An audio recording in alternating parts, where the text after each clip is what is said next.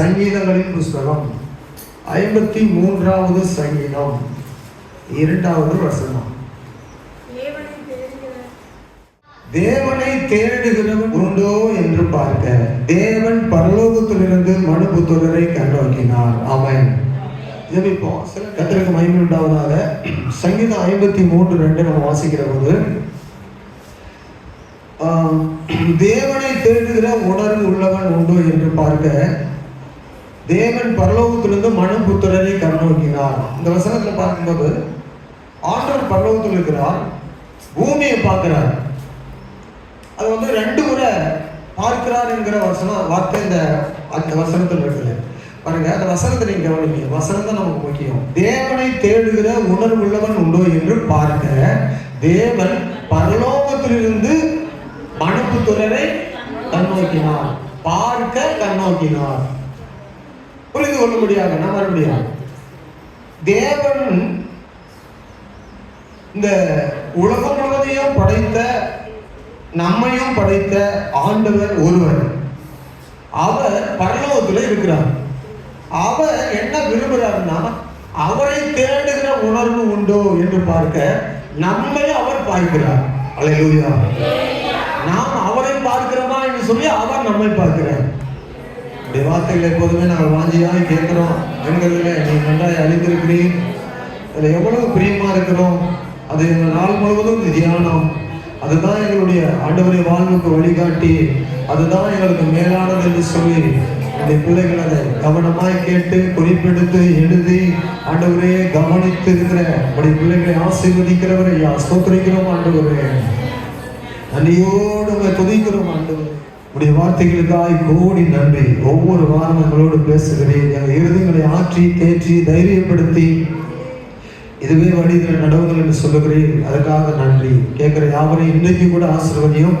ஒருவரிடத்துல அந்த வசனம் திரும்பி வராமல் அவருடைய இருதயத்துக்குள்ள தங்கி இருக்க ஆண்டவரே அது முளைத்து பலன் கொடுக்க பிரயோஜனப்பட ஆவியானவர் இடைப்பட சொல்லிக்கிறோம். அதை தாழ்த்துகிறோம். கர்த்தர் வெளிப்படுங்க. இயேசு நாமத்தில் பிதாவே. பாருங்க, நாம் அவரால் படைக்கப்பட்டோம், அவருடைய பிள்ளைகள். நாம் எனக்கு ஒரு தேவன் இருக்கிறார், என்னை படைத்து இருக்கிறார், அவரை நம்ம பார்க்கிறோமா என்று சொல்லி அவர் நம்மை பார்க்கிறாராம். அப்படி பார்ப்பதற்கு எது தூண்டுதலா இருக்குன்னா உணர்வு. எது தூண்டுதலா இருக்கிறது? உணர்வு. அப்போ ஆண்டவர் எதை பார்க்கிறாரு? உணர்வு உள்ளவன் உண்டோ என்று பார்க்கிறாராம். கர்த்தருக்கு ஸ்தோத்திரம். எத்தனை சதவீதம் உள்ள போகுதுன்னு தெரியல. கர்த்தருக்கு மகிமை உண்டாகும். சரி, தேவனை தேடுகிற உணர்வு உள்ளவன் உண்டோ என்று பார்க்க தேவன் பரலோகத்திலிருந்து மனுபுத்திரரை கண்ணோக்கினார். தேடினால் வாழ்வு, தேடாவிட்டால் தாழ்வு அல்லது சாவு. தேடினால் வாழ்வு, தேடாவிட்டால் என்னது? சாவு. உணர்வு இருந்தால் தேடல் உண்டு, உணர்வு இல்லாவிட்டால் வாடல் உண்டு. உணர்வு இருந்தால் தேடல் உண்டு, உணர்வு இல்லாவிட்டால் வாடல் உண்டு. தேடினால் வாழ்வு, தேடாவிட்டால் சாவு. அடுத்த வசனம் அதுதான் சொல்லுது. தேவனுடைய ஜனங்கள் அவரை தேடுகிற போது அவர் வாழ்வு கொடுக்கிறார். ஆமென். இப்போ இன்னைக்கு ஒரு வார்த்தை மட்டும் என்னுடைய மனதில் போட்ட ஒரு வார்த்தை. அவர் என்ன சொல்றாருன்னா, தேவனை தேடுகிற உணர்வு உள்ளவன் உண்டோ என்று பார்க்க. என்ன உள்ளவன் உண்டோ என்று பார்க்கிற? தேவனை தேடுகிறவனுக்கு காணிக்கை இருக்குதோ என்று பார்க்க. தேவனை தேடுகிறவனுக்கு கண்கள் இருக்குதோ என்று பார்க்க. தேவனை தேடுகிறவனுக்கு கைகள் இருக்குதோ என்று பார்க்க. தேவனை தேடுகிறவனுக்கு வசதியா இருக்கிறானோ என்று பார்க்க. தேவனை தேடுகிறவன் ஏதாவது எனக்கு கொடுப்பானா என்று பார்க்க. தேவன் அல்ல. அவர் கேட்கிறாருன்னா, என்னை தேடுகிறவனுக்கு உணர்வு இருக்குதான்னு பார்க்கிறாரு. என்ன இருக்குதான்னு பார்க்கிறாரு? உணர்வு. அப்ப உணர்வுன்ற ஒரு வார்த்தை மட்டும் எடுத்து 2 நிமிஷம் தியானிப்போம். எத்தனை நிமிஷம்? சரி, உணர்வு என்னது? உணர்வு சொல்ல. என்னது? உணர்வு. ஒன்லி இன்னைக்கு உணர்வு மட்டும்தான். இது சரீரம் சார்ந்தது அல்ல. உணர்வுன்றது என்னது? சரீரம் சார்ந்தது அல்ல. உணர்வு மீன் அவருடைய தமிழ்ல இன்னொரு வார்த்தை சொல்லுவேன்னு சொன்னா, நல்ல மொழிபெயர்த்து நம்ம இன்னொரு வார்த்தை சொல்லுவேன்னா, உணர்வு என்பதற்கு மதிநுட்பம். என்னது? இப்படிலாம் கிளாஸ் எடுக்கிற மாதிரிலாம் எடுத்தா எனக்கு ஒன்றும் புரியாது. சரி, இருக்கட்டும். கர்த்தருக்கு ஸ்தோத்திரம். புரியுறவங்களுக்காவது புரியட்டும். மதிநுட்பம். இங்கிலீஷ் பைபிள்ல இது ஹீப்ரூல என்ன எழுதப்பட்டிருக்குன்னா, உங்களுக்கு புரியுதோ இல்லையோ கண்டிப்பா ரூட் வேர்டு தெரியும். ரூட் வேர்டு எங்க வந்து கண்டுபிடிக்கணும். மஸ்கில் உணர்வுக்கு என்ன எழுதப்பட்டிருக்குன்னா மஸ்கில். MASKIL, மஸ்கில் எபிரேய வார்த்தை. ஆங்கிலத்தில் இன்டெலிஜென்ட். இன்டெலிஜென்ஸ் என்று சொல்கிற வார்த்தைக்கு நிறைய தமிழ் வார்த்தை விளங்குறது.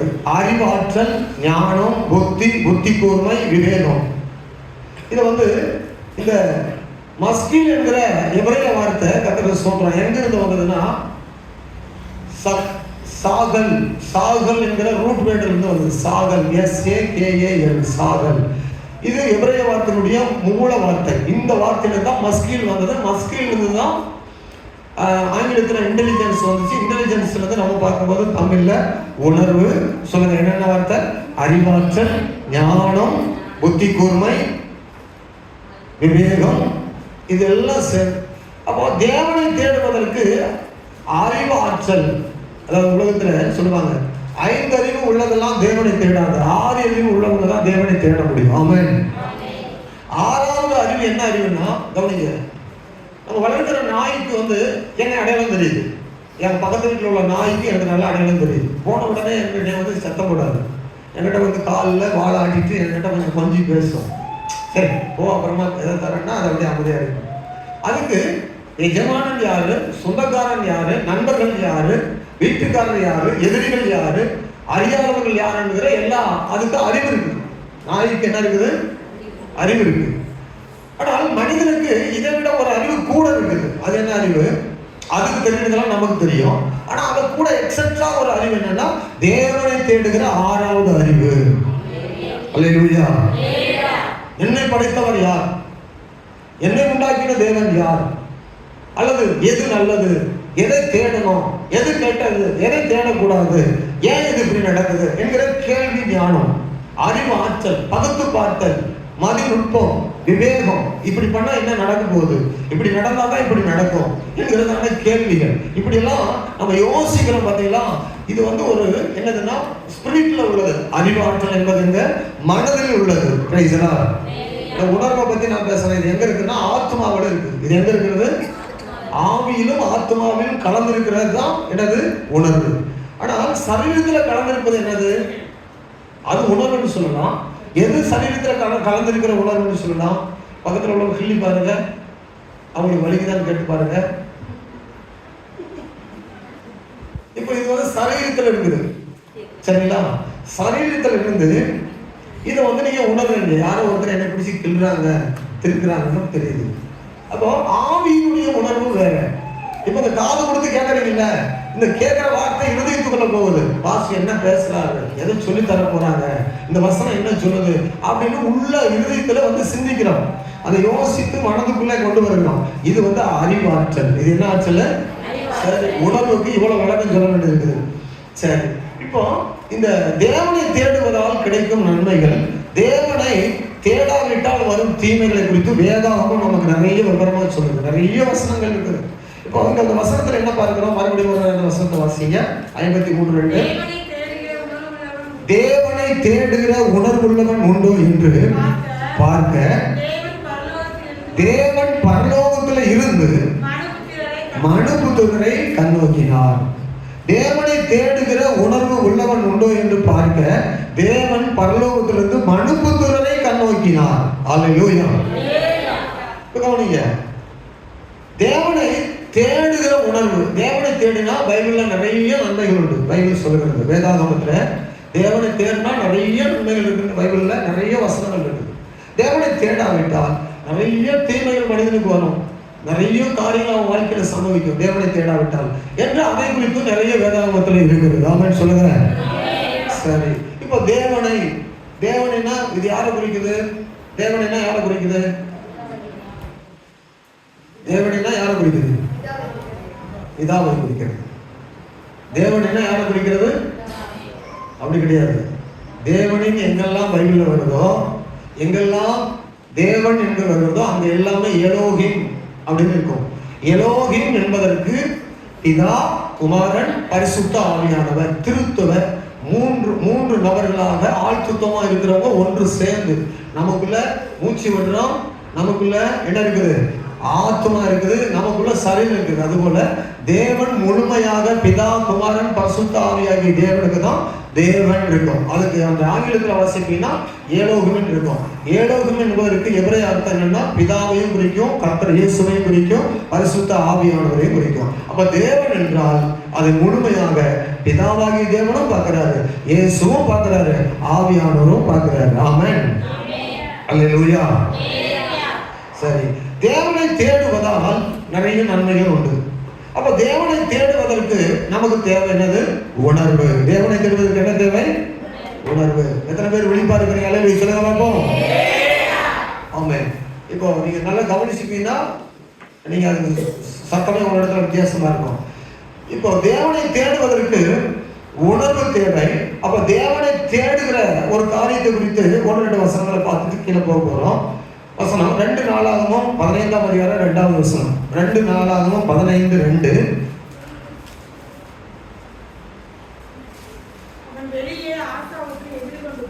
கர்த்தருடைய ஆவியானவர் ஒரு மனுஷன் மேல இறங்குறாரு. அந்த தீர்க்கதரிசி அவன் ஆசா ராஜாவுக்கு முன்னால எதிர்கொண்டு போய் ஆசா ராஜாவை நோக்கி, ஆசாவே, யூதா பென்யமீன் கோத்திரங்களின் சகல மனுஷரே கேளுங்கள், நீங்கள் கர்த்தரோடு இருந்தால் அவர் உங்களோடு இருப்பார். நீங்கள் அவரை தேடினால் உங்களுக்கு வெளிப்படுவார். அவரை விட்டீர்களே ஆகில் அவர் உங்களை விட்டு விடுவார். அவரை தேடினால் அவர் உங்களுக்கு வெளிப்படுவார். Praise the Lord. அவரை தேடினால் அவருடைய நன்மைகளை நீங்கள் கண்டுபிடிப்பீங்க. அவரை தேடினால் இவர்தான் கர்த்தர் என்று அவர் உங்களுக்கு வெளிப்படுவார். அவர் உங்களுக்கு நன்மை செய்வதை பார்ப்பீங்க. 4வது வசனம் 15:4. தங்கள் நெருக்கத்திலே இஸ்ரவேலின் தேவனாகிய கர்த்தரிடத்துக்கு திரும்பி அவரை தேடின போது அவர் அவர்களுக்கு வெளிப்பட்டார். எப்பெல்லாம் தேவனை தேடுகிற ஜனங்கள் தேடினார்களோ, கூப்பிட்டார்களோ, அப்பெல்லாம் அவர்களுக்கு வெளிப்பட்டார். ஆமென், ஆமென். வரல, நீங்க பலவிதமான சிந்தையோடு கூட இருக்கிறீங்க போல தெரியுது. சரி, ஆமா. தேவனை இஸ்ரவேல் ஜனங்கள் எப்பெல்லாம் தேடினார்களோ, தேடின போதெல்லாம் அவர் வெளிப்பட்டார்னு ரொம்ப தெளிவா ஆவியானவர் 15ஆம் அதிகாரம் 4வது வசனத்தில் சொல்றாரு. அப்போ இங்கே தேவனை தேடுகின்ற போது அவர் தேடுகிற ஜனங்களுக்கு தம்மை வெளிப்படுத்தி அவங்க விண்ணப்பங்களை கேட்டு அவங்களுக்கு பதில் கொடுக்கிற தேவனாய் இருக்கிறார். ஆமென், அல்லேலூயா. 2 நாளாகமம் 16:9, 2 நாளாகமம் 16:12. 2 வசனம் வாசிங்க. தம்மை பற்றி உத்தம இருதயத்தோடு இருக்கிறவர்களுக்கு தம்முடைய வல்லமையை விளங்க பண்ணும்படி கர்த்தருடைய கண்கள் பூமி எங்கும் உலாவிக் கொண்டிருக்கிறது. சரி, இந்த விஷயத்தில் நீ மதி இல்லாதவனா இருந்தீர், ஆகையால் உனக்கு சில காரியம் நேரிடும் சொல்றாரு, யுத்தம் நேரிடும் சொல்றாரு. இப்போ 9ஆம் வசனத்தில் தம்மை பற்றி உத்தம இருதயத்தோடு இருக்கிறவர்களுக்கு தம்முடைய வல்லமையை காண்பிக்க விளங்க பண்ண கர்த்தருடைய கண்கள் பூமி எங்கும் உலாவிக் கொண்டிருக்கிறது. யாரெல்லாம் அவரை தேடி உத்தமமா ஆண்டவரேன்னு கூப்பிடுறாங்களோ, என்ன காரியங்களுக்காக ஜெபிக்கிறாங்களோ, என்ன காரியங்களை ஆண்டவரிடத்துல சொல்லுகிறார்களோ, அந்த வார்த்தையெல்லாம் அவர் ஒன்று விடாம கேட்டுக்கொண்டே இருக்கிறார். அதனாலதான் அவர் வல்லமை உள்ளவர். அவர் வல்லமையை ஜெபத்தை கேட்டு பதில் தருகிறார். 12ஆம் வசனம் 16. ஆசா அரசாண்ட 39ஆம் வருஷத்தில் தன் கால்களில் வியாதி கண்டு அவன் நோவும் மிகவும் இருந்தது. நோவு மிகவும் உக்கிரமாக இருந்தது. அவன் தன் வியாதியிலும் கர்த்தரை அல்ல பரிகாரிகளையே தேடினான். ஆசா ராஜா அவன் வியாதி கொண்டான். அவன் ஏற்கனவே ஆண்டவரை தேடினவன், நன்றாய் இருந்தவன். ஆனால் ஒரு காலத்துல எல்லா செழிப்பும் எல்லா ஆசீர்வாதமும் வந்த உடனே இப்ப அவனுக்கு கொஞ்சம் அப்படியே சோம்பல் ஆயிடுச்சு. அவன் என்ன செய்தான்னா வியாதிப்பட்டான். தேவனை விட்டதுனால போராட்டம் வந்தது. அப்புறம் வியாதிப்பட்ட போது ஆண்டவரை தேடினான்னு பார்த்தா ஆண்டவரை தேடல, வைத்தியர்களே தேடினான். பிரச்சனைகள் வரும்போது நிறைய பேர் வேற நபர்களே தேடுவாங்க. அப்படி இல்லாதபடி கர்த்தரை தேடின நாட்களில் அற்புதம் நடந்தது. கர்த்தரை தேடின நாட்களே வெற்றி இருந்தது. கர்த்தரை தேடின நாட்களே ஜெயம் பெற்றான். கர்த்தரை தேடின நாட்களே அவனுடைய வாழ்க்கை சிறந்திருந்தது. ஆனால் வேற்றுமையாகி பெருமையாகி தேவனை விட்டு விலகி அவன் என்ன செய்தான்? போன போது யுத்தம் வந்தது, பிரச்சனை வந்தது, வியாதி வந்த போது மறுபடியும் கர்த்தரை தேடல. அவன் என்ன செய்தான்னா வியாதியை நீங்கும்படி வைத்தியர்களை தேடினான். கவனிங்க, இப்ப தேடுதல் என்னது? தேடுதல்ல மனுஷனுடைய வாழ்க்கையில மாறி மாறி வருது. பாருங்க, 1 நாளாகமம் 17:3 வாசிக்கும் போது, 1 நாளாகமம் 17:3 வாசிக்கும் போது, கர்த்தர் யோசபாத்தோடு இருந்தார். அவன் பாகால்களை தேடாமல் தன் தகப்பனாகிய தாவீது முன் நாட்களில் நடந்த வழிகளில் நடந்து தன்னுடைய தகப்பனுடைய தேவனை தேடி இஸ்ரவேலுடைய செய்யபடி செய்யாமல் அவனுடைய கற்பனையின்படி நடந்து கொண்டான். யோசபாத் தேவனை தேடினான். பிதாக்கள் செய்த ஆமென் தன்னுடைய பிதாக்கள் தேடின உண்மையான கர்த்தரை தேடினான். யாரை தேடினான்? ஆனால் இஸ்ரவேல் புத்திரர் பாகால்களை தேடினார்கள். தெய்வம் யார் என்று தெரியும், தெய்வத்தை தேடுகிற வழிமுறை தெரியும். ஆனால் யாரை தேடினார்கள்? பாகாலுக்கு மேடை போட்டு கண்டுபிட்டியை உண்டாக்கி இதுதான் நல்லது என்று அவைகளை தேடினார்கள். ஸ்தோத்திரம். 17ஆம் அதிகாரத்துல வாசித்தோம் 3ஆம் வசனம். சரியா? இப்போ தேடுவதை பற்றி பார்க்கிறோம். நம்முடைய வாழ்க்கையில நாம் கர்த்தரை தேடுவதில் எவ்விதமாக இருக்க வேண்டும். கவனிங்க, பைபிள்ல பழைய ஏற்பாட்டில் பார்க்கும்போது இஸ்ரவேல் ஜனங்களுக்குள்ள சிலர் பார்த்தாலே திருந்துவாங்க. ஒரு ஆளுக்கு ஒரு பிரச்சனை வந்துச்சுன்னா பார்த்தா திருந்துவாங்க. சிலர் பார்க்கல கேட்டா திருந்துவாங்க. சில ஆட்கள் இப்படி ஒரு ஆளுக்கு நடந்துருச்சு, ஆண்டவர் இப்படி செய்தான்னு சொன்னா கேட்டா திருந்துவாங்க. சில ஆட்கள் பார்த்தாலும் திருந்த மாட்டாங்க, கேட்டாலும் திருந்த மாட்டாங்க. இவங்க எப்படி திருந்துவாங்கன்னு சொன்னா, புலம்பல் 3ஆம் அதிகாரம் 1லிருந்து 21 வசனம் வரைக்கும் வாசிக்கும் போது அதை எழுதி வைத்துக் கொண்டு அப்புறம் வாசித்து பார்ப்போம். இதை அப்படியே வைத்துக் கொள்வோம். இப்போ வாங்க, அல்லேலூயா சொல்லுங்க பார்ப்போம். சத்தமா சொல்லுங்க. ஒரு அம்மா கிட்ட பக்கத்து வீட்டுக்கார அம்மா கேட்கிறாங்க, நேற்று உன்னுடைய மகனை புஸ்தக கண்காட்சிக்கு அழைத்து கொண்டு போனேயே, உன் மகன் என்ன வாங்கினான் என்று கேட்டாங்க. உன் மகனை புஸ்தக கண்காட்சிக்கு அழைத்து கொண்டு போனாயே, உன் மகன் எதை வாங்கி கொண்டு வந்தான் என்று கேட்டபோது, என் மகன் பாப்கார்னும் ஐஸ்கிரீமும் வாங்கி கொண்டு வந்தான் என்று சொன்னாங்க அந்த அம்மா. புரியுதா? போனது எதுக்கு? அதான் உங்களுக்கு இன்னும் அட்டென்ஷன் ஆகாதனால நிறைய பேர் புரியல.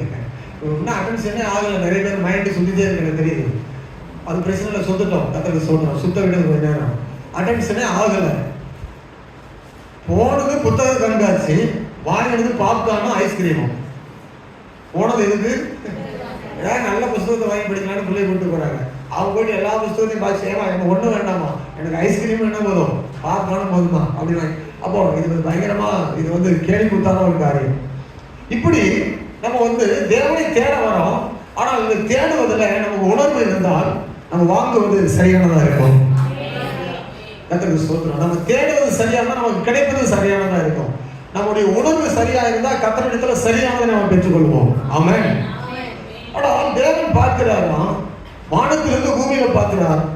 அநேகருடைய வழிகள் எப்படி இருக்குன்னா, தேவனை தேடாமல் ஓடிக்கொண்டிருக்கிறாங்க. ஸ்தோத்திரம். என்ன அடுத்து 53வது சங்கீதம் 3வது வசனத்தை வாசிக்கும்போது, தேவனை தேடுகிற உணர்வுள்ளவன் உண்டை என்று பார்க்க தேவன் பரலோகத்திலிருந்து மனுபுத்திரரை கண்ணோக்கினார். அவர்கள் எல்லாரும் வழிவிலகி ஏகமாய் கெட்டு போனார்கள், நன்மை செய்கிறவன் இல்லை. அந்த வசனத்தை நல்லா கவனிங்க. பைபிள் உள்ளவங்க பாருங்க, ரொம்ப கவனமா வசனத்தை பாருங்க.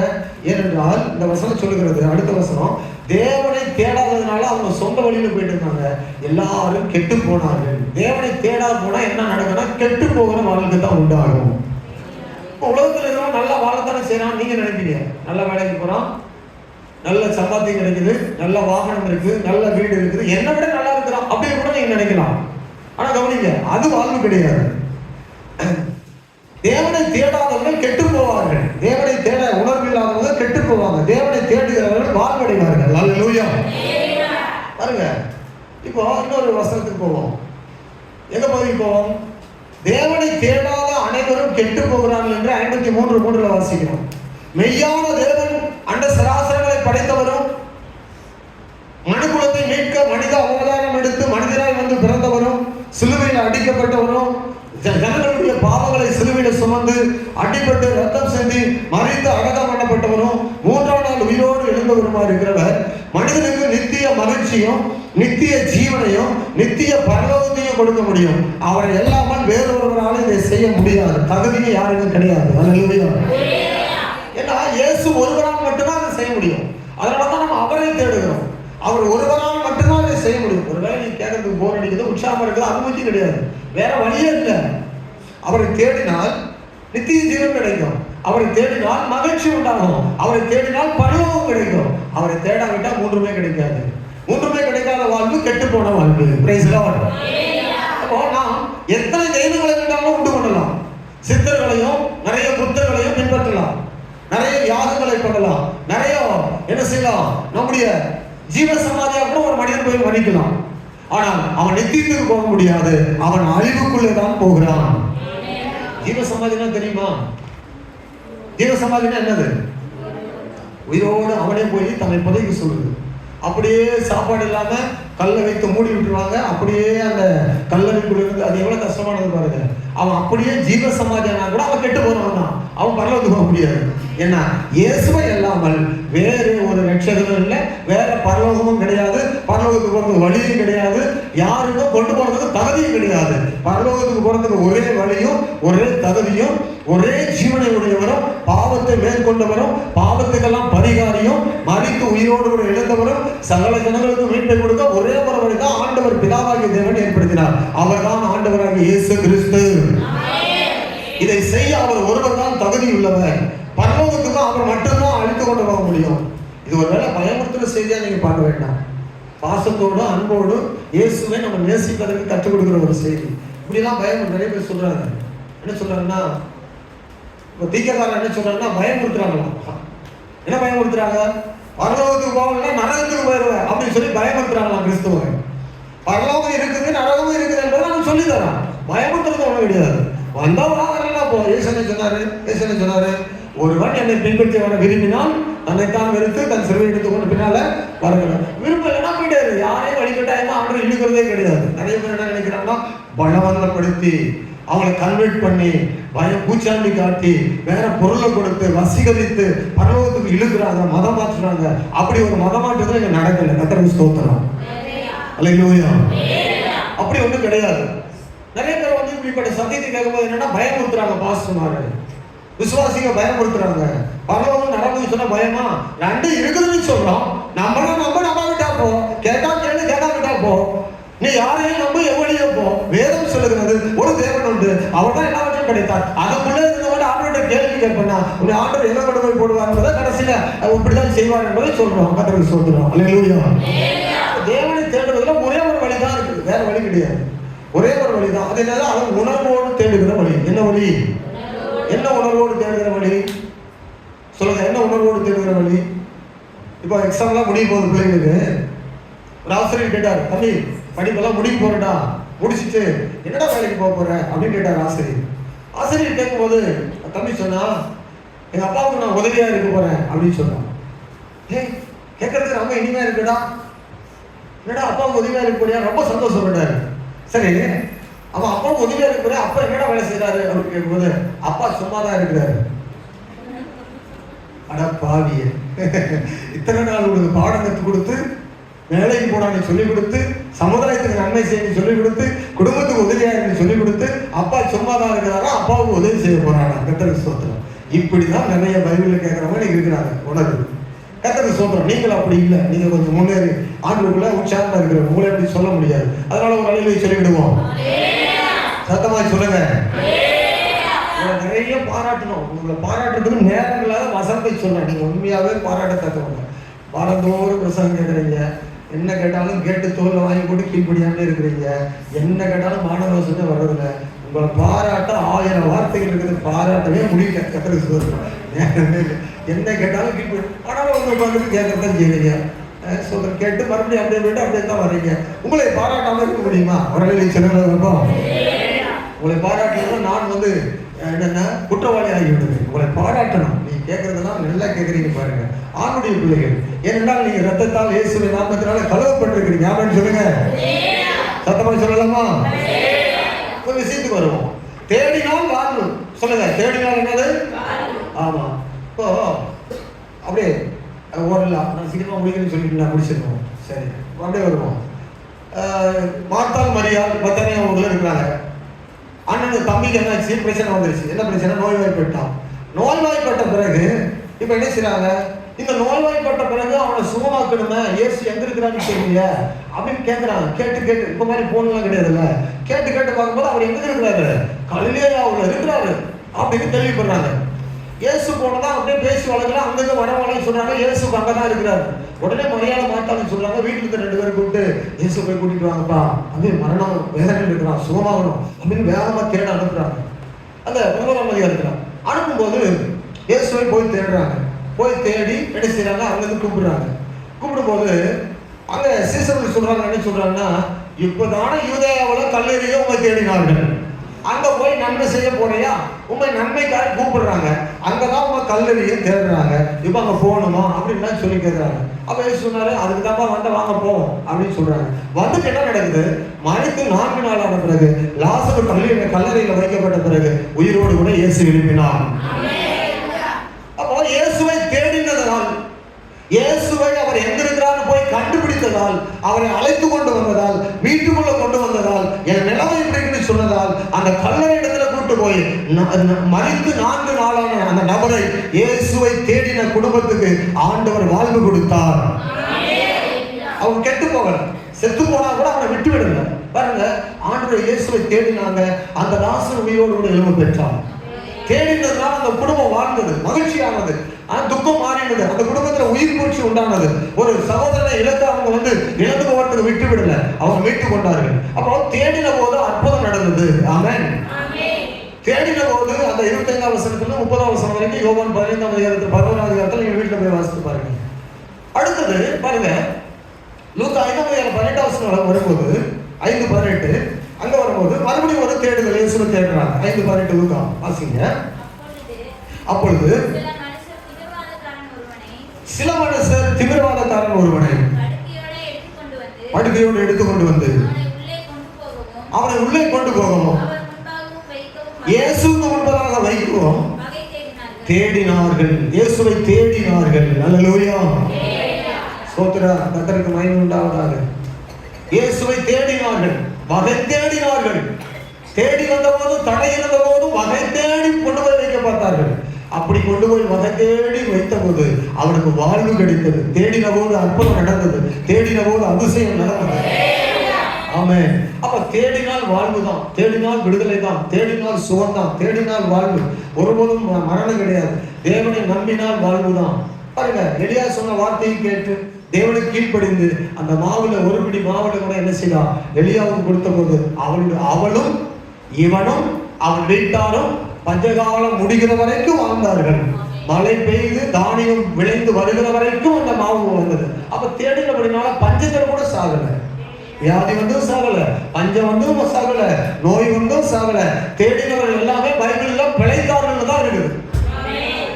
தேடினவர்கள் யாருமே சாகவில்லை, அழிந்து போகவில்லை. தேவனை தேடுகிற உணர்வு உள்ளவன் உண்டு என்று பார்க்கிறாரு.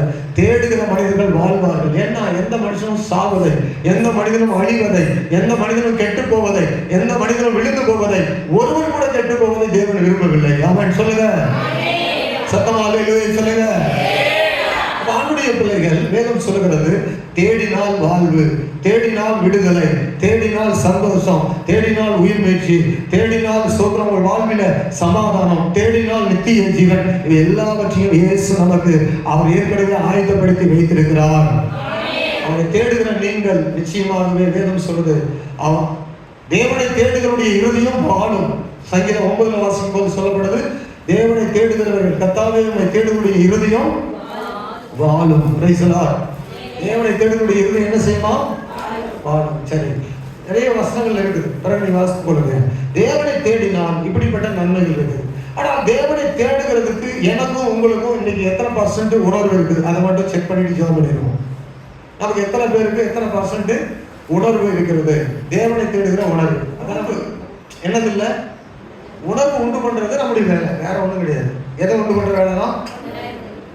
பாசம், நேசம், தாழ்மை, மன்னிப்பு, இதெல்லாம் ஒரு உணர்வு. இதை ஒன்று கொண்டு தான் நம்முடைய வேலை. இது எதுக்காக சொல்றேன்னா, நல்ல கவனிங்க, ஆணுடைய பிள்ளைக்கு தூரமா போயிடுறாங்க. உணர்வு இல்லாததுனால தூரமா போயிடுறாங்க. எப்படி தூரமா போயிடுறாங்க பாருங்க. அந்த லூக்கா சுவிசேஷத்துல 15ஆம் அதிகாரத்துல 17ஆம் வசனத்துல இருக்குது. 15ஆம் அதிகாரம் 17ஆம் வசனத்தில் வாசிக்கும், அப்பாவை விட்டு தூரம் போனவன், பன்றி மேய்க்க போனான் இல்லையா காட்டுக்குள்ள, அங்கே வயலுக்குள்ள இருந்தவன், அவனை பற்றி சொல்லப்படுது, அவனுக்கு பன்றி திங்கிற தவிடு கிடைக்காத போது, அவனுக்கு உணர்வு வந்த போது, அவனுக்கு புத்தி தெளிந்த போது, அவன் என்னுடைய தகப்பனுடைய கூலிக்காரர் எத்தனையோ பேருக்கு ஊட்டியான சாப்பாடு இருக்கிறது, நானும் பசியினால் சாகிறேன். புத்தி தெளிந்த போதுதான் உணர்வு வந்தது. புத்தி, அந்த புத்தி தெளிவு என்பது என்னது, உணர்வு என்பது என்னது, மன தெளிவுன்னு அழகாக எழுதப்பட்டிருக்கு. என்ன எழுதப்பட்டிருக்குது? சத்தமா சொல்லுங்க. நான் உண்மையா என்ன பிரசங்கம் எடுத்துட்டு தெரியல. வாரம் முழுவதும் கீழ்ப்படிதலை குறித்து ஒரு பிரசங்கத்தை எடுத்துட்டேங்க. அந்த பிரசங்கத்தை தியானிச்சுட்டே இருந்தேன். ஆண்டவர் சொன்னாரு, உணர்வே இல்லை, உணர்வு இல்லாவிட்டா கீழ்ப்படிதல் வரும். முதல்ல உணர்வு இருக்கான்னு செக் பண்ணு, எத்தனை பர்சன்ட் இருக்குன்னு முதல்ல செக் பண்ணு அப்படின்னு சொன்னார். அப்படி எனக்கு சொல்றது கேட்ட மாதிரி எனக்கு அப்படியே ஒரு பிரமை. ஆண்டவரே, இந்த வசனத்தை காட்டி காட்டி பேசுன்னு சொல்றேன், என்னன்னு தெரியும். ஆண்டவரே, ஏய், நீ முதல்ல கீழ்ப்படிதல் பேசுறதை விட்டு, முதல்ல உணர்வு இருந்தா தான் அவங்க என்ன செய்வாங்க, காதுல உணர்வு இருந்தா தான் கேட்பாங்க, கேட்டா தான் கீழ்ப்படிவாங்க. அல்லையா சொல்லுங்க பார்ப்போம், சத்தமா சொல்லுங்க. அப்ப முதல்ல என்ன சொல்றாருன்னா, நீ கீழ்ப்படிதல் தான் பேசாத, நீ அப்புறமா பேசு, உணர்வை செக் பண்ணுன்னாரு. அப்போ ஆண்டவர்கிட்ட கேட்கிறேன், இதுதான் கேளு, இதை தான் சொல்லு. என்னை தேடினாங்களான்னு கேளு. அவங்க என்ன தேடினா உணர்வு இருக்கும், உணர்வு இருந்தால் கீழ்ப்படிடுவாங்க. அதுக்கெல்லாம் நீ ரொம்ப கஷ்டப்பட்டு பிரசங்கம் பண்ண வேண்டாம். தேடுற உணர்வு இருக்குதா? என்னிடத்துல தேவனை தேடுகிற உணர்வு 100% இருக்குது அப்படின்னு சொல்ல ஒரு அழகு சொல்லுவோம். 100% என்ன உணர்வு இருக்குன்னு அழகு சொல்லி பார்ப்போம். சொல்லவே மாட்டேங்க. தெரியாம தான் 2 கை உயருது, அது தெரியாம தான் 2 கை உயருது. கேட்பாரு, கேள்வி கேட்டு நம்ம மடக்குவாரு. நம்ம கேட்க அந்த பிரச்சனை பேசாம இருப்போம், என்ன வருதுன்னு பார்ப்போம். பிரைஸ்லா அல்லேலூயா சொல்லுங்க. உணர்வு எத்தனை சதவீதம் நம்ம உணர்வு இருக்கு? தேவனை தேடுவதில் எல்லாவற்றுக்கும் ஒரு கணக்கு உண்டு. தேவனை தேடுவதில் என்ன உண்டு? பூமியில வாழ்ந்த போது நீ சம்பிரமமாய் வாழ்ந்தாய், தேவனை தேடவில்லை. ஆகவே நீ பூமியில தேடின அதற்கான பலனை நீ பெறப்போகிறாய்னா அப்படின்னு சொன்னாரு. பூமியில தேடுகிற காலத்துல நீ தேவனை தேடவில்லை, சம்பிரமமாய் வாழ்றதே தேடினாள். தேவனை குறித்து யோசிச்சுட்டே பாருங்கள. ஒரு தேவன் இருக்கிறாரு, பரலோகம் போகணுமே, நன்மை செய்யணுமே, தேவனுக்கு பயந்து வாழணும்லாம் தெரியல. அந்த உணர்வே இல்லாம வாழ்ந்த இப்ப என்ன செய்யறது? ஒன்றும் பண்ண முடியாது. இப்ப உணர்வு ஒன்றும் பண்ண முடியாது. அதனால காற்றுள்ள போது தூற்றிக் கொள்ளுங்க. கண் கெட்ட பிறகு சூரிய நமஸ்காரம் பண்ண முடியாது அப்படின்னு சொல்லுவாங்க. காற்றுள்ள போது தான் தூற்றணும். எப்போ வாய்ப்பு கிடைக்குதோ அப்பவே வாய்ப்பை பயன்படுத்திக்கணும். ஆமென் சொல்லுங்க. ஆமா, அதனால ஆண்டுடைய பிள்ளைகள் வாலிப காலத்துல இயேசுவை நல்லா ஓடி ஓடி தேடணும். நல்ல பலன் இருக்கும்போது நல்லா ஆராதிக்கணும். கண்கள் இருக்கும்போது நல்ல வசனத்தை வாசிக்கணும். அல்லேலூயா. ஆமா, ஸ்தோத்திரம். என்னென்ன பலனை எப்பப்ப நம்ம வாழ்க்கையில கொடுக்குறாரோ அந்தந்த காலத்துல அதை நம்ம செய்தா நம்ம வாழ்க்கையில ஒன்றும் தவறாது. ஆமென். சரி, தேடுவதில் எல்லாவற்றிலும் ஒரு கணக்கு. இந்த வாரத்துல நான் உங்களுக்கு கேட்கிறேன், வாரத்துல எத்தனை நாள் இருக்குது? வாரத்துல எத்தனை நாள் இருக்குது? சும்மா சொல்லிட்டே வாங்க. இப்போ அடுத்தது கேட்கிறேன், வேலைக்கு போனவங்க மட்டும் சொல்லுங்க. வேலைக்கு போனவங்க மட்டும் வாரத்துல 7 நாள்ல எத்தனை நாள் வேலைக்கு போனீங்க? சொல்லணும். வாயு வராது. என்ன பிரச்சனை? உங்களுக்கு நான் கேள்வி கேட்டு ஒன்றும் பண்ண போறது இல்லையா? உங்களுக்கு நான் என்ன செய்ய போறேன்? உங்களுக்கு நான் சப்போர்ட்டா தான் இருப்பேன் எப்பவுமே. நான் உங்களுக்காக ஜெபம் பண்றாள் இல்லையா? உங்களை குற்றப்படுத்தி என்ன செய்ய போறேன்? எத்தனை நாள் வேலைக்கு போனீங்க?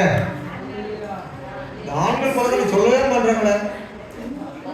ஓ கைசலான், எத்தனை நாள் வேலைக்கு போனீங்க? வேலைக்கே போல. அங்க இருக்கிட்ட பிரச்சனை இல்லை. சரி, நான் வேலைக்கு போனவங்களை கேட்கிறேன், 7 நாள்ல எத்தனை நாள் வேலைக்கு போனீங்க? சொல்ல வைக்கிறது கஷ்டம். சரி, நீங்க சொல்லுங்க, வாரத்துல எத்தனை நாள் வேலைக்கு போயிருக்காங்க? 6 நாள். சரி, அடுத்தது பள்ளிக்கூடத்துக்கு போனீங்களா? ஸ்கூல் இருந்துக்கும்.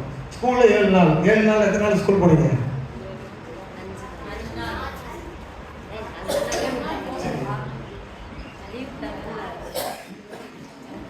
சரி, சாப்பாட்டுக்கு கடைக்கு போனோம். இந்த வாரத்தில் எத்தனை நேரம் கடைக்கு போயிருப்பீங்க? மறந்து போச்சு. எத்தனை நேரம் போனது இல்லை. கடைக்கு ஒரு முறை போனேன், தீப்பெட்டிக்கு ஒரு முறை போனேன், மஞ்சள் பொடிக்கு ஒரு முறை போனேன். கடைக்கு போனதே ஞாபகமே வரல. ஹோட்டலுக்கு போனேன், பேக்கரிக்கு போனேன், டீ கடைக்கு போனேன், மளிகை கடைக்கு போனேன், என்னென்ன கடைக்கெல்லாம் போனேன். கர்த்தருக்கு ஸ்தோத்திரம். ஞாபகமே இல்லை. நிறைய நேரம் போயிட்டேன். கர்த்தருக்கு ஸ்தோத்திரம். வாரத்தில் எத்தனை நாள்? 7 நாள். அல்லேலூயா சொல்லுவோம். இப்போ நம்ம சபையில எத்தனை நாள், வாரத்தில் எத்தனை நாள் ஜெபம் நடக்குது? ஆலயத்தில் எத்தனை நாள் கூடுகை இருக்குது? இந்த நாட்களில் எத்தனை நாள் தேவனை தேடி வந்தீர்கள்? கர்த்தருக்கு ஸ்தோத்திரம். சொல்ல மாட்டீங்க? சும்மா சொல்லுங்க, பேசலாம். தேவனை தேடுகிற உணர்வு உள்ளவர்கள் எல்லா ஜெபத்தில் இருப்பார்கள், எல்லா கூட்டத்தில் இருப்பார்கள், எல்லா ஆராதனையில் இருப்பார்கள். தேவனுடைய பிள்ளைகள் தேடுகிற உணர்வு உள்ளவர்கள் எல்லா இடத்துல இருப்பார்கள். அப்படி உணர்வு உள்ளவங்க தேடினவங்க அல்லேலூயா சொல்லுங்க பார்ப்போம். அப்பா ஏசப்பா எனக்கு பெருமூச்சு வந்துருச்சு. 4 பேர் அல்லேலூயா சொல்றதுனால ஒரு 4 பேர் இருக்கிறீங்க. அதனால தான் உங்களை வந்து சரி கர்த்தருக்கு ஸ்தோத்திரம். இப்போ வாரத்தில் எத்தனை மணி நேரம் இருக்குது? எத்தனை மணி நேரம் இருக்குது? 7 நாள்ல 160. சரி கணக்கு போடுங்க. 168 மணி நேரம். 168 மணி நேரம். சரிங்களா? அப்ப தேவனை தேடணும். சரி, இப்போ வந்துட்டு உணர்வு இல்லாம நம்ம பிரசங்கம் பண்ணி எனக்கு ஒண்ணும் கிடையாது. எனக்கு ஆண்டவர் சொல்றதுதான் சொல்லுவேன். நான் தேவனை தேடும் போது, அதாவது மயங்கி கீழே விழுகும் போது கண் திறக்கப்பட்டு எழும்பி வேத வசனத்தை விளம்பிக் கொண்டிருக்கிறேன். சொல்லல, கர்த்தருடைய வசனங்களை விளம்பிக் கொண்டிருக்கிறேன். சரியா? இப்போ வாரத்துல 168 மணி நேரமா? ஆமா சொல்ல மாட்டாங்க, இல்லைன்னு சொல்ல மாட்டாங்க. ஆமாவா? சரி, ஆமா. அல்லேலூயா சொல்லுங்க. சரி, நீங்க எத்தனை மணி நேரம் இந்த வாரம் முழுவதும் மொத்தமா ஜெபம் பண்ணிருப்பீங்க? மொத்தமா ஜெபம் பண்ணது எத்தனை மணி நேரம் சொல்லுங்க? 168 மணி நேரம். 168 மணி நேரத்துல மொத்தமா ஜெபம் பண்ணது சிம்சன் சொல்லியா? அல்லேலூயா. போய் எங்கிட்டே வா. சும்மா சொல்லியா எத்தனை மணி நேரம்? அல்ல எத்தனை நிமிஷத்துக்கு கூட வந்துருவோம். கடைசியா சொல்லுங்க, எத்தனை மணி நேரம் ஜெபம் பண்ணிருப்பீங்க? 5 மணி நேரம். நீங்க தான் சொல்லணும், நான் இங்கேன்னு சொல்லக்கூடாது. சரி, அவரை கணக்கு போட்டு சொல்லுங்க. இந்த பக்கத்துல 168 மணி நேரத்துக்கு எத்தனை மணி நேரம் ஜெபத்துல சர்ச்சில் வந்தது? தனி ஜெபம், எங்களோட அதிகாலை ஜெபம், உபவாச ஜெபம், அப்புறம் நேற்று காத்திருப்பு ஜெபம், இன்றைக்கு காலையில் ஆராதனை ஜெபம், எல்லாத்தையும் சேர்த்து சொல்லுங்க. எத்தனை மணி நேரம் ஜெபத்தில் இருந்திருப்பீங்க? தேவனை தேடுகிறவர்கள் சொல்ல மாட்டீங்க. இவருக்கு 2 மணி நேரம். 168 மணி நேரத்துக்கு தேவனை தேடுவதற்கு ஆண்கள் பகுதியில் ஒரு விடை கிடைத்தது 2 மணி நேரம்னு சொன்னாரு. சரி, அவர் விட்டுருவோம். பின்னால ஜெபம் பண்றவங்க நீங்க சொல்லுங்க. பின்னால ஜெபம் பண்றவங்க கேட்பாங்க. இப்போ அதிகாலை ஜெபத்திலே மொத்தம் 4 மணி நேரம் போயிடுது. எல்லாம் 10 மணி நேரம் போயிடுது. 10 மணி நேரம் காலையில் எடுக்கிற தினமும் அதிகாலை ஜெபத்தில் வரவங்க ஆண்கள் சொல்றாங்க 10 மணி. அப்புறம் சரி, தனியில் அவங்க ஜெபம் எல்லாம் மொத்தமாக சொல்லுங்க எத்தனை மணி நேரம்? 168க்கு 10 அதிகாலையில் 1.5 மணி நேரம் 1.5 மணி நேரம் எடுத்துடுறோம். 4 to 5 எடுத்துடுவோம். பிரசவம் வந்து ஓடி என்ன செய்யறது தெரிஞ்சுக்கலாம. அப்புறம் உங்க தனி ஜெபம், சர்ச்சில் வர ஜெபம், பைபிள் ஸ்டடி வந்தது, அது எல்லாமே சேர்த்து தான். சொல்லுங்க எவ்வளவு நேரம்? ஆண்கள் ரொம்ப கேட்போம். மெடிசின் சொல்லுங்க. எனக்கு அதுக்கு சம்மதமே இல்லை. அப்படி சொல்லக்கூடாது. சரி, உங்க வேலை நான் வந்து உங்களை எப்பவுமே ஏற்றுக்கொள்வேன். என்னுடைய சூழ்நிலை எனக்கு தெரியும். ஆனாலும் கூட நீங்க வரீங்க, நான் உங்களை நேசிக்கிறோம். கர்த்தர் சொல்றேன், அது வேற.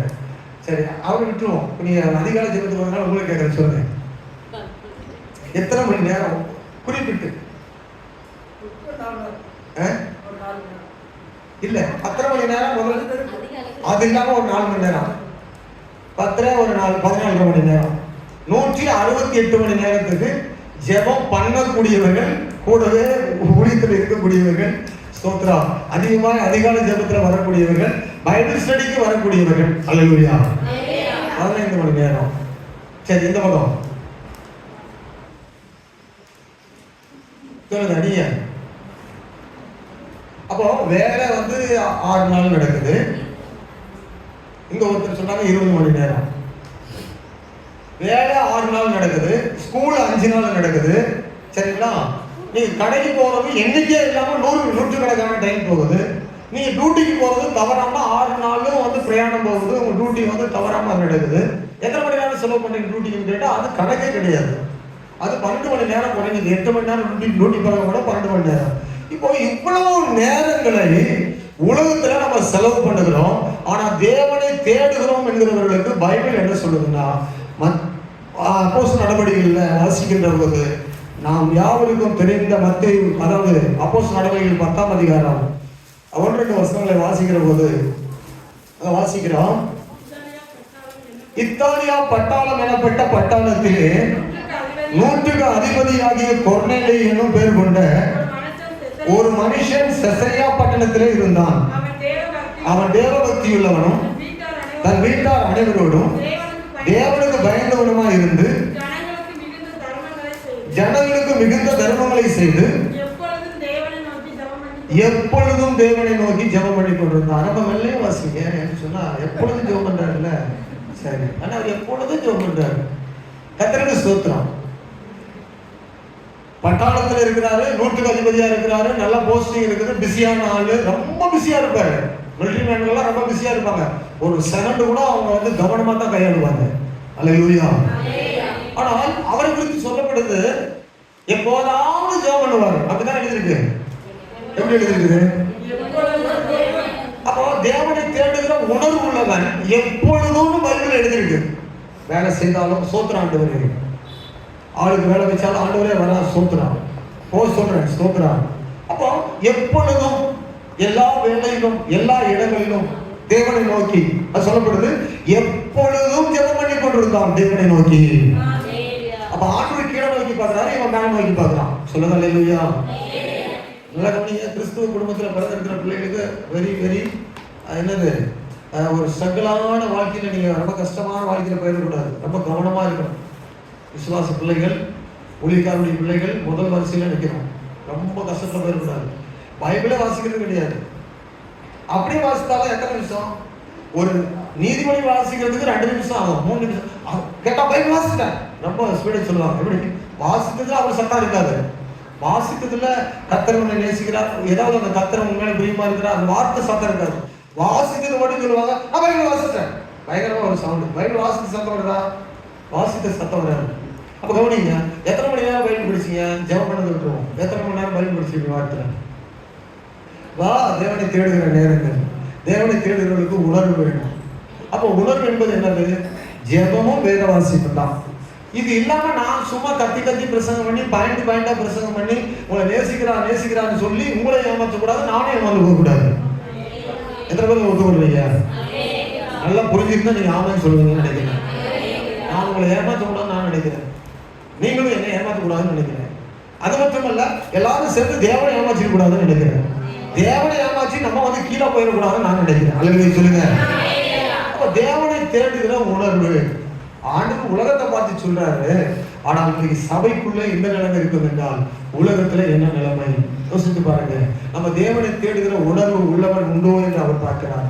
அப்போ ஜெபிக்கிற ஒரு மனுஷன் எப்பொழுதும் தேவனை நோக்கி ஜெபிக்கிறான். அவருடைய பிள்ளைகளை நல்லா கவனிங்க.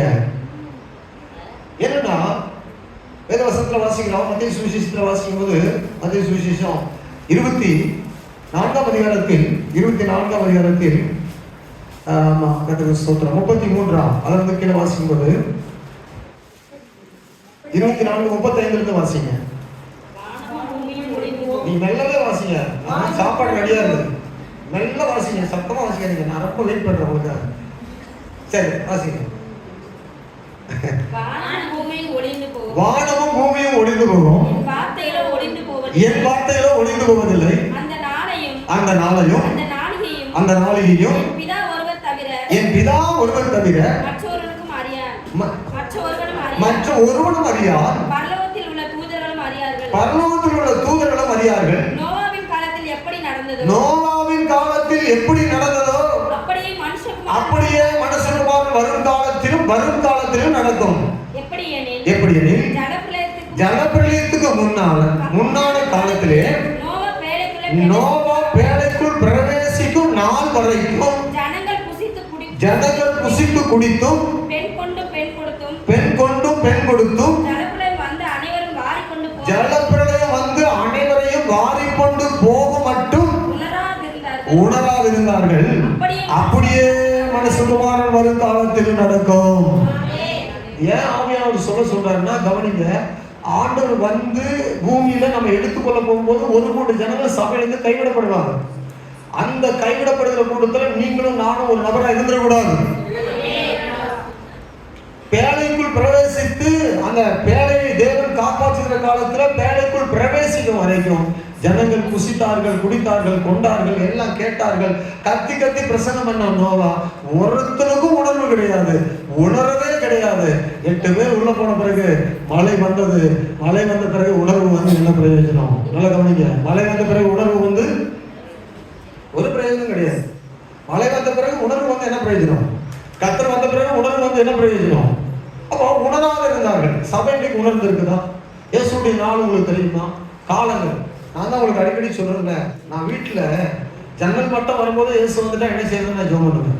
உண்மையை ஜோம் பண்ணிருக்கேன். ஆண்டவரே ஜன்னல் மட்டம் வரைக்கும் செலவு பண்ணி கட்டிட்டு இருப்பான், குடியிருக்குமா சோத்திரம். அடுத்த நேரம் லிண்டல் லெவல் இது வரைக்கும் வந்துச்சு, செலவா பண்ணிட்டோம், நல்லா கூட சாப்பிடல. ஆண்டவரே வீட்டுக்குள்ள குடியிருக்குமா, ஆண்டவர் வந்துட்டா இதெல்லாம் விட்டுட்டு போன மாட்டவரே, அதுக்கு ஜோம் பண்ணிருக்கிறேன். இயேசுடைய வருகையை ஜான் வெஸ்லி சொன்னாரு, ஒவ்வொரு செகண்டும் எதிர்பாருங்க. அவர் சொல்றது எப்ப தெரியுமா? 19ஆம் நூற்றாண்டுல. நம்ம வாழ்றது எப்ப தெரியுமா? 21ஆம் நூற்றாண்டு. நம்ம வாழ்றது எப்போ? 21ஆம் நூற்றாண்டு. அவர் சொன்னது 19ஆம் நூற்றாண்டு.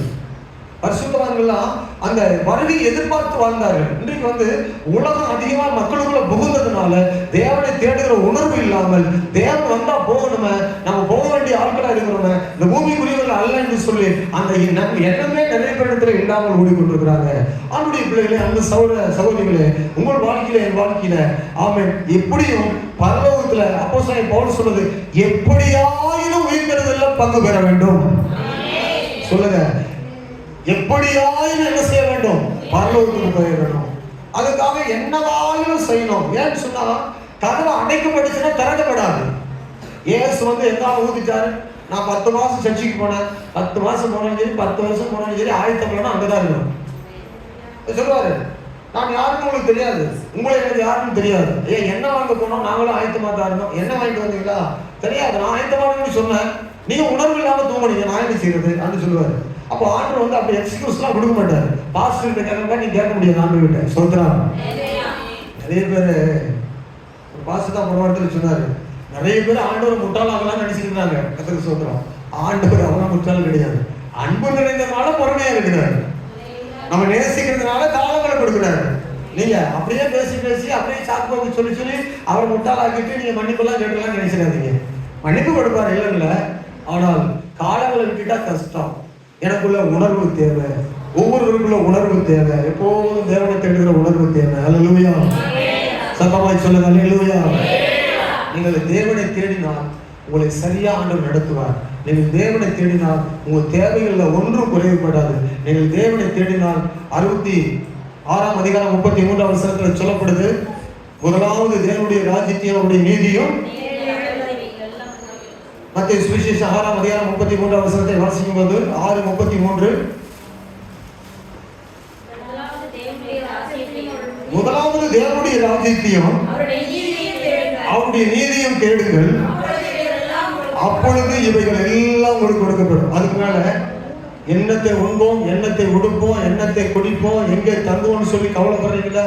ஒன்று குறித்து கவலைப்படாதீங்க. நான் முதல்ல கேட்டேன், உங்களை பாட்டு பாடும்போதே கேட்டேன், இந்த வாரத்தில் உங்களுக்கு ஏதாவது ஒரு அற்புதம் நடந்ததா, கர்த்தர் உங்களை நடத்துகிறது புரிந்ததா அப்படின்னு கேட்டேன். உங்களை நடத்துகிற விதங்கள் எதா இருந்தால் நீங்க சொல்லுங்கன்னு சொல்லி கேட்டேன். அவருடைய ராஜ்யத்தை தேடுகளுக்கு ஒரு குறைவும் வராது. வீட்டு சொல்லிட்டு போகணும், போய் பார்த்தா பெட்ரோல் இல்லை வண்டியில். சரி, ஒரு 500 ரூபாய்க்கு அந்த ஏடிஎம்ல உள்ள சுரண்டி எடுத்து பெட்ரோல் போட்டுருவோம் அப்படின்னு சொல்லி போட்டு அந்த ஒரு விவிஎஸ் போனால் அங்கே ஃபீஸ் கட்டணும், அடுத்து என்ன செய்யணும், புக்ஸ் எல்லாம் வாங்கணும். இங்கே போய் யார் எங்கள் தேவையை சந்திக்க போகிறாங்க, ஊழியத்துக்கு கூட்டத்துக்கு போகிற இடத்துல எங்களுக்கு தேவை எப்படி சந்திக்க போகிறோம்? ஒரு அற்புதம் நடக்கணும் ஆண்டவரே, ஆனால் இங்கே போகிறதுல எனக்கு ஒரு நம்பிக்கை, எப்படி அற்புதம் நடக்கும் அப்படின்னு சொல்லிட்டு யோசிச்சுட்டே போகிறேன். அப்போ என் நினைவுகளை ஆண்டவர் அறிவார். அல்லேலூயா. அவன் போயிட்டு அந்த கூட்டத்தில் உட்காந்துருக்கிற ஒரு பாஸ்டர் ஒரு கவர் கொண்டு வந்து என்ன கொடுத்தாரு. என்னடாது, பிபிஎஸ் நடக்கிற இடத்துல, ட்ரைனிங் போகிற இடத்துல எனக்கு கவர்ல காணிக்க வருமா? அல்லேலூயா சொல்லுங்க. ஆண்டவர் வந்து ஒருபோதும் வந்து நீதியே, அதாவது மாற்றி பேச மாட்டாரு. நீதி சொல்லிட்டு நீதி செய்யாம இருக்க மாட்டாரு. முதலாவது தேவ ராஜ்யத்தை அவருடைய நீதியை தேடுங்கள், அப்பொழுது இவர்களெல்லாம் உங்களுக்கு என்ன செய்யப்படும்? அப்ப எனக்கு இல்லையே, எனக்கு வறுமையா இருக்குதா, கஷ்டமா இருக்குதா, பாடா இருக்குதா, எப்படி ஆண்டவரை சந்திக்கிறது ஒரு எண்ணங்கள் இருக்கும். ஆனால் அந்த இடம் வரைக்கும் போகும்போது, சிந்தித்து கொண்டே போகும்போது, அங்கேயும் அந்த பர்வதத்திலும் பார்த்துக் கொள்ளப்படும். போற வழியில ஒன்றும் தெரியாது, கையில ஒண்ணுமே கிடையாது. சாமி தான் 200 ரூபா கொடுத்தான் பெட்ரோல் போறதுக்கு. அதை வச்சுதான் போய் பீஸ் கட்டணும்னு நினைச்சேன். அவர் தான் எனக்கு வந்து பேங்க் அப்பப்போ 200 ரூபா கொடுப்பாரு, 300 ரூபா கொடுப்பாரு. கத்திரிச்சு சொல்லுங்க. அவன் நம்ம தரித்திரம் நினைச்சிடாதீங்க. நான் ஐஸ்வர்யவான், நான் இயேசுவின் பிள்ளை. சொல்லுங்க. என்ன உயர்த்தி தான் வைப்பாரு, ஒரே கீழே விட மாட்டாரு. அல்ல சொல்லுங்க. என் தேவையெல்லாம் சரியான நேரத்தில் சந்திப்பார் ஆண்டவர்.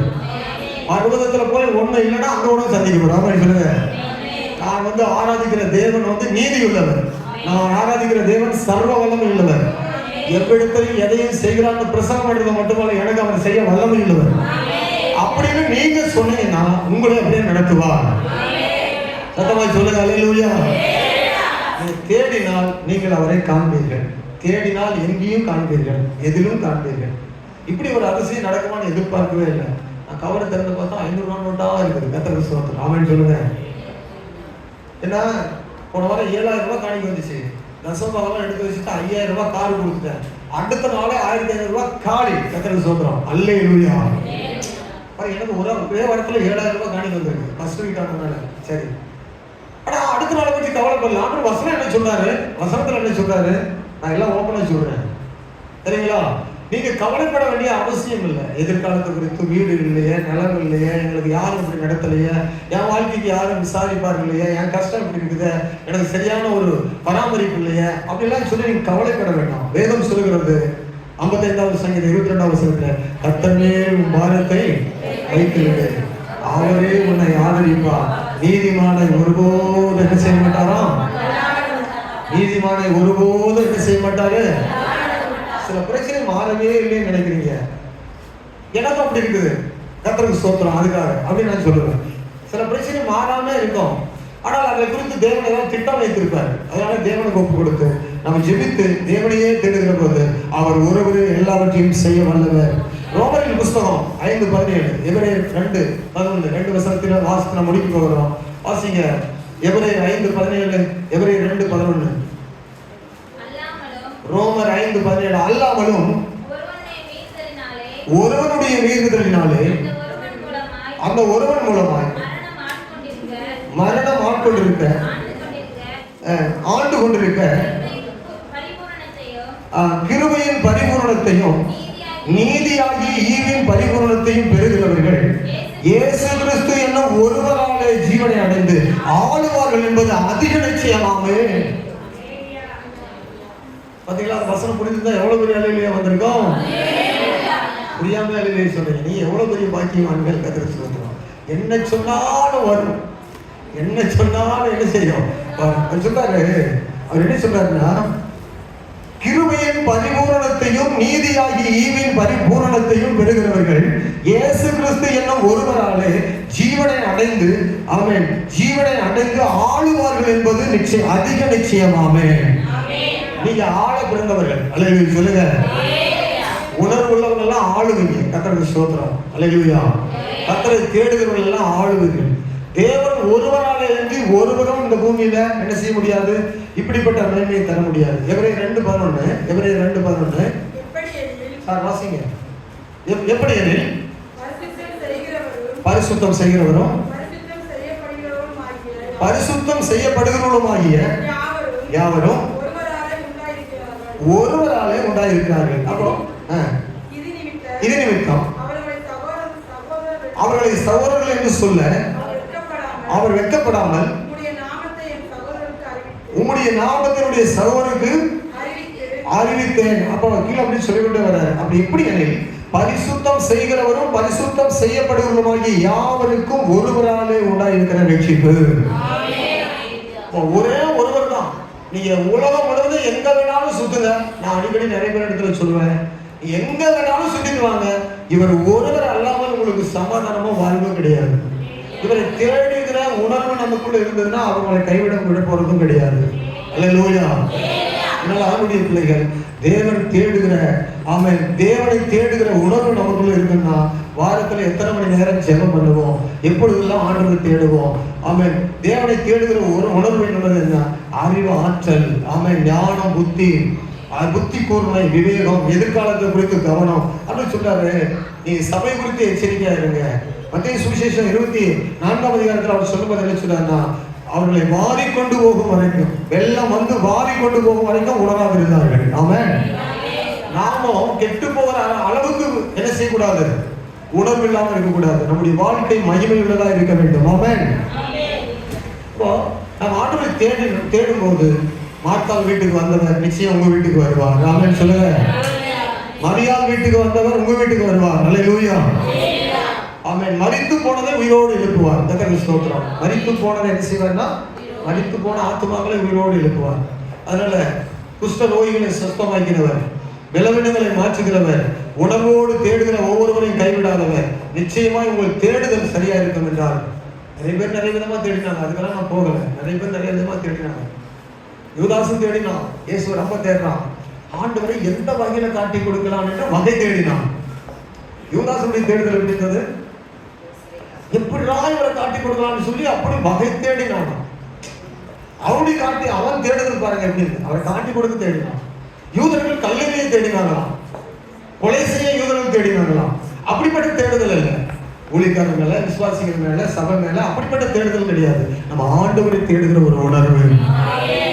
தவறான தேடுதல் இல்லை. இயேசு சொல்றாரு, நீங்க அப்பத்தை புசித்து திருப்தியானதுனாலதான் என்ன தேவை, உங்களுக்குள்ள நித்திய ஜீவனுக்காக யாருக்கும் விருப்பம் கிடையாது அப்படி சொன்னாரு பாருங்க. என் மாமிசத்தை புசித்து ரத்தத்தை பானம் பண்ணாங்க ஒருத்தரும் பரலோகத்துக்கு வர முடியாது அப்படின்னு ஒரு கூட்டம் அப்படியே போயிட்டாங்க. பார்த்தா 12 சீசனும் கொஞ்சம் கூட இருக்க சகோதரிகள் தான் இருக்கிறாங்க. அப்போ சீசன் வந்து சொல்றாங்க, ஆண்டவரே இப்படி ஒரு பிரசங்கம் பண்ணினா நிறைய பேர் போயிட்டாங்களா, என்ன செய்யறது? என் பிதாவினால் நடப்படாத நாட்கள் என்ன செய்யப்படும்? நீங்க ஜாக்கிரதையா இருங்க, நீங்க ஓடிடாதீங்க. கர்த்தருக்கு ஸ்தோத்திரம். ஹல்லேலூயா.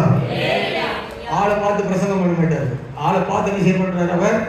நீங்க ஜாக்கிரதையா இருந்து உணர்வா இருந்து கூட காத்துக்கொள்ளுங்க, இருக்கிறவர்கள் என்று காணப்படும்படி.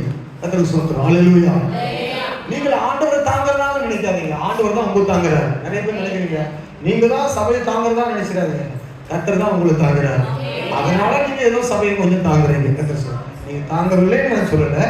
கர்த்தர் உங்களை தாங்குகிறார், நீங்க ஊழித்து தாங்குறீங்க. கர்த்தர் சொல்றாரு, அவர் உங்களை தாங்காவிட்டா நீங்க எங்களை என்ன தாங்க போறீங்க? முடியாது. அப்ப கர்த்தர் செய்ததுனால தான் நீங்க செய்ய முடியும். அப்ப அப்படியானால் நீங்கள் கர்த்தரை தாங்குவதாக நினைக்க வேண்டாம். கர்த்தர் தான் உங்களை தாங்கி தப்புவித்து ஏந்தி வருகிற எல்லா பிரச்சனைகளும், போராட்டங்களிலும், எல்லா பலவீனங்களிலும், எல்லா தேவைகளிலும் அற்புதமாக நம்ம நடத்தி வருகிறார். இனிமேல் அவர் நடத்த வல்லவர். அவரை தேடுகிற உணர்வு இருந்தா உங்களுக்கு அற்புதம் அனுதினமும் நடக்கும். நான் உங்களுக்கு சர்டிபிகேட் கொடுக்குறேன். நீங்க அனுதினமும் தேவனை தேடுவது உண்மையானால், உணர்வோடு தேடுவது உண்மையானால், தேவன் உங்கள் தேவையில அற்புதங்களை செய்யாமல் இருக்கவே மாட்டார். நீங்க உண்மையாக வேதம் சொல்லுகிறது, அவர் வந்து வசனத்தை சொல்லிட்டு மாற்ற மாட்டார். உண்மையுள்ளவன் பரிபூரண ஆசீர்வாதங்களை பெறுவான். உண்மையுள்ளவன் பரிபூரணமான நன்மைகளை பெறுவான். அப்போ வேதம் சொல்லுகிறது, உண்மையாய் தேடி, உண்மையாய் ஆராதித்து, உண்மையாய் வேதத்தை வாசித்து. பைபிளை வாசிக்காமலே வரீங்க, ரொம்ப அப்படி தேடாம இருக்கிறீங்க. பைபிள் வாசிக்காம நிறைய பேர் வரீங்க. உங்க கூட தான் ஆண்டவர் பேசுறாரு, நல்ல கவனிங்க. வீட்டில் பைபிளை கர்த்தருக்கு முன்னால வாசிங்க. இன்றைக்கு ஆண்டவர் நமக்கு சொல்றது என்னன்னா, ஞாயிற்றுக்கிழமை மட்டும் தூசி தட்டி கொண்டு வந்து பார்த்துட்டு அப்படியே மூடி வச்சுட்டு பிரசங்க குரூப் எடுத்துட்டு கொண்டு போய் வச்சுட்டு மறுபடியும் கொண்டு வராதீங்க. பைபிளை அனுதினமும் வாசிங்க. ஹல்லேலூயா. வசனம் இல்லாவிட்டா வசனம் வந்துடும். வசனம் இல்லாவிட்டா பிரச்சனை வரும். வசனம் இல்லாவிட்டா வாழ்வு மாறாது. வேத வசனத்தின்படி இல்லாவிட்டா சபை இருக்காது. சுய நம்பிக்கையில சபை நிற்க முடியாது. சுய நம்பிக்கையில ஒரு விசுவாசி வாழ முடியாது. கர்த்தருடைய வசனத்தை சார்ந்து நிற்கிறவங்க தான் நிற்க முடியும். கூட்டத்தை கண்டு ஓடுகிற ஒரு கூட்டம் போச்சுன்னா அது போயிடும். சத்தியத்தை கண்டு நிற்கிறவங்க சத்தியத்துக்காக நிற்பாங்க. அல்லேலூயா. பிரச்சனைக்காக தான் இயேசு இடத்துல வரணும். ஒரு பிரச்சனை இங்க வந்து வந்துச்சுன்னா நீ ஓடிடுவேன். அப்படி அல்ல. என் இயேசு நேசிக்கப்படத்தக்கவர். எல்லா பிரச்சனை வந்தாலும் நான் நிற்பேன். என் ஆண்டவர் பெரியவர். அப்போ உணர்வு இதில் நமக்கு தேவை. எந்த பிரச்சனை வந்தாலும் இயேசு இடத்துல ஒப்பு கொடுக்கணும். ஆமென் சொல்லுங்க. என்னை கர்த்தர் நடத்திட்டே இருக்கிறாரு, உங்களையும் நடத்துவாரு. ஆகவே உணர்வோடு தேடுவோம். வேதம் சொல்லுகிறது, அந்த சராசரங்களை எல்லாம் படைத்தவர் உங்க தேவையை சந்திப்பது அவர் லேசான காரியம். உங்களுக்கு ஒரு வேலையை தருவதோ. நிறைய பேருக்கு என்ன பிரச்சனை தெரியுமா? என் தேவையை ஆண்டவர் சந்திக்கிறேன். உங்க தேவையை சந்திப்பது ஆண்டவர்கள் லகுவான காரியம். அதான் சொல்றேன், ஆபிரகாம் 25 வருஷம் ஆண்டவர் வைத்தார். ஏன் தெரியுமா?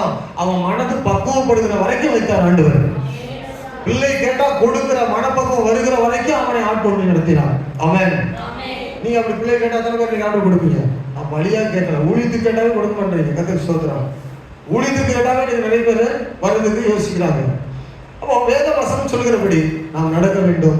தேவனை தேடாத அனைவரும் கெட்டு போவார்கள். தேவனை தேடுகிற நீங்கள் வாழ்வீர்கள். தேவனை தேடுவதில் 2 காரியத்தில் தான் அவரை தேட முடியும். எப்படி 2 காரியத்தில் தேட முடியும்? ஒன்று, வேதத்தை அனுதினமும் வாசிக்கணும். உங்களுடைய ஒவ்வொரு தனிப்பட்ட தேவையும் ஆண்டவரிடத்தில் சொல்லணும்.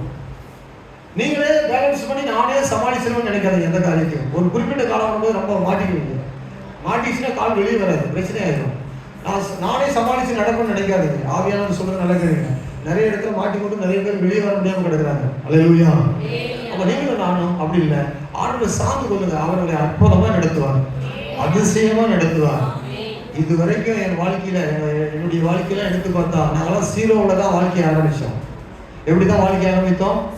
ஒரு சைக்கிள் கிடையாது என் வாழ்க்கையில. நான் எடுத்து சொன்னோம்னா ஒரு ஸ்டவ் வாங்குறதுக்கு கூட யோசித்து தான் வாங்கணும். மண்ணெண்ணெய் ஸ்டவ் வாங்குறது கூட யோசித்து தான் வாங்கணும். எங்கள் வாழ்க்கையெல்லாம் 0ல தான் ஆரம்பித்தோம்.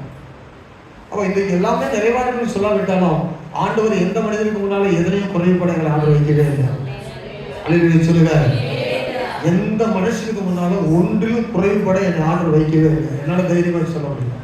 அப்போ ஆண்டவர் நம்பின பிள்ளைகளை உங்களை ஒன்றிலும் குறைவாய் வைத்து ஆண்டவர் உங்களை வேடிக்கை பார்க்க விடவே மாட்டார். ஒரு காலம் இருக்குது, ஒரு நேரம் இருக்குது. நீங்க ஆண்டவர் மேல வைக்கிற அன்பு, ஆண்டவர் மேல இருக்கிற விசுவாசம் ஒரு நாளைக்கு உங்க வாழ்க்கையை உயர்த்தியே தீர என்பதற்கு நான் உங்களுக்கு என்ன செய்வேன்? சத்தியத்தை உறுதியாக சொல்ல முடியும். அல்லேலூயா. நீ நல்லதை நினைத்து பார்க்கிறீங்க, நல்ல காரியங்களை செய்ய நினைக்கிறீங்க, உங்க வாழ்க்கையை கர்த்தர் உயர்த்தாமல் உங்கள் வாழ்க்கையை முடியாது. யாரும் உண்மையான உணர்வோடு தேடி அப்படிப்பட்ட மனதோடு இருக்கிறீங்களோ உங்க உயர்த்தாமல் ஆண்டவர் இருக்கவே மாட்டார். அல்லேலூயா சொல்லுங்க. ஆமா, பெரிய பெரிய தலைவர்கள் உங்க இடத்துல வந்து கேட்பாங்க, என்ன சொல்லி எனக்கு சப்போர்ட் பண்ணு. நாம தலைவராக இருக்க மாட்டோம், நம்ம பொசிஷன் இருக்க மாட்டோம்.